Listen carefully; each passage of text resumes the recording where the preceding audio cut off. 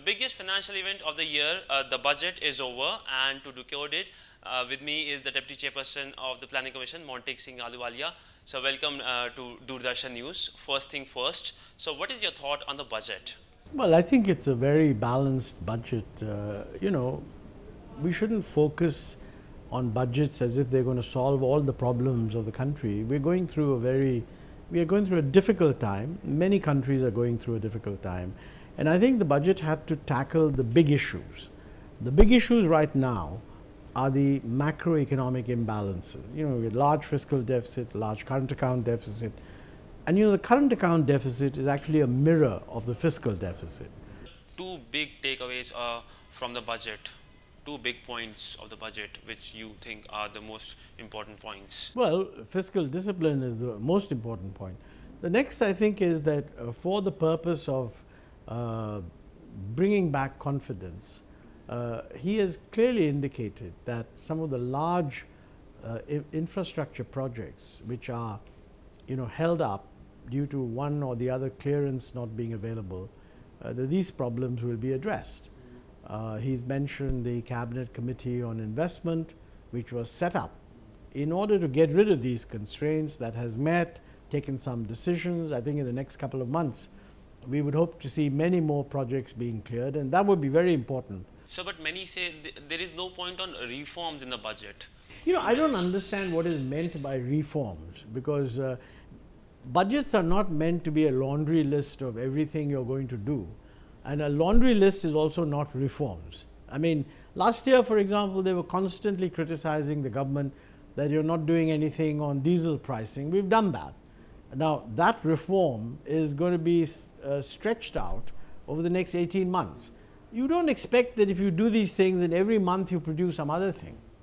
So I would say that even in the area of reform, he has pointed to some very important areas. So talking about tax, there is also talk of taxing the super rich. What's your view on that? Well, I think he has introduced a 10% surcharge applicable to those with an income above 1 crore. It's for a limited period, maybe 1 year. And in all countries, when you have fiscal difficulty, the idea that you pick some part of the population and ask them temporarily to make a little bit bigger contribution is not a bad idea. The budget also talks about women a lot. According to some estimate, the word women was used 24 times. There is talk about a fund, the Nirbhaya fund, and a women's bank. Specifically about this women's bank, how will it help the economy and this segment of the society, the women specifically? Well, it's a new initiative. What he said is that we will create a new public sector bank, which will be where the people running the bank will be basically women, and the orientation of the bank would be to encourage women to come in and get loans, etc. There is a very wide-ranging feeling that the traditional banking system doesn't adequately meet the needs of women because of old gender biases or whatever. If we can have a public sector bank that sets the right standards, maybe from this bank we would learn what is it that is most useful if you want to bring women into the credit cycle. Specifically, a term was used, the animal spirit. After this budget, will the animal spirit of the country and the entire environment, the pessimism, doom and gloom, will get over?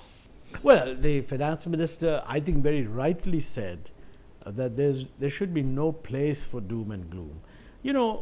Economies go through upswings and downswings. Sometimes there are domestic problems, sometimes there are international problems. In this case, we had both.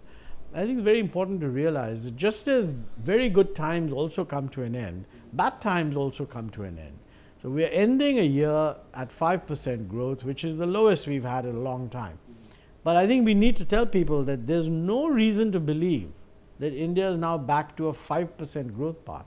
I mean, for the last 10 years, we've grown at somewhere around 7.5%. So the budget also talks about PPP. The railway budget also talked about PPP. But we have seen problems in the PPP mode. How can these problems be resolved?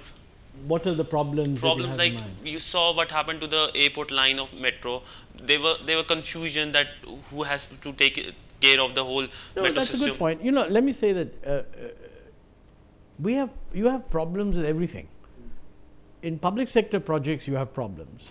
In private sector projects, you have problems. In PPP projects, you also have problems. So the important thing is that you must find clarity in the terms of a PPP, because you've got two parties involved. So the economic survey came just a day before the budget, and it pegs the growth for the next financial year between 6.1 to 6.7%. What's your take on that? What kind of growth we can achieve between 6.1 and 6.7? Well, I don't want, my guess is that obviously if you have to choose one point, it'll be somewhere in between, maybe around the middle. And that would be somewhere around 6.4, 6.5%. I think if you look at the budget numbers, they haven't specifically used one number, but they obviously have to use one number, because you can't say the fiscal deficit will be between something and something else. That number is around 6.5%. So 2 days before the budget came the railway budget. What's your view on that? Well, I would say that there were several things in it which I liked. I mean, first of all, he's dealing with the railway's financial position had deteriorated over time. So he's got to start with that. I think he had already taken some very important measures by raising fares a month before the budget to put some money into the system. He's now introduced a very important initiative, which is an automatic indexing of fares with the fuel. Because fuel prices go up, electricity prices go up, diesel prices are up. I don't think we should hold the fares down. That should be an automatic adjustment. Details have not been announced, but I think I call that a major step forward. He's announced a number of important investment initiatives of capacity expansion, which I think deserves support. He's also talked about setting up a tariff regulatory authority. We in the Planning Commission have been recommending this for a long time.